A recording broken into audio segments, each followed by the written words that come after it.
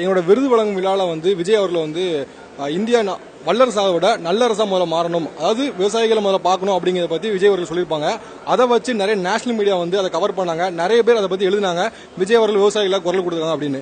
இதே மாதிரி விஜய் மாதிரி பெரிய பெரிய நடிகர்கள் வந்து குரல் கொடுக்கறதுனால உங்களுக்கு ஆதரவு பெருகும், அதன் மூலமா இது முன்னேற்றம் இருக்கும்னு நினைக்கிறீங்களா? திரு விஜய் அவர்கள் சொன்னதை பத்தி என்ன நினைக்கிறீங்க? ஐயா, வல்லரசு ஆவதை விட விவசாயிக்கு நல்லரசாக வேண்டும் என்று சொன்னது எங்க வயிற்றுலாம் பால வார்த்தை மாதிரி இருந்துச்சு. எங்களுக்கு ரொம்ப சந்தோஷப்பட்டோம். நாங்க கூட ஐயாவை பார்த்து ஒரு சால்வை படைத்து நன்றி தெரிவிக்கலாம் என்று முயற்சி செய்தோம். விஜய் பார்த்து, ஏன்னா இது மாதிரி யாரும் சொல்ல மாட்டாங்க. விவசாயம் வந்து நீ கண்டுக்கிறதே கிடையாது.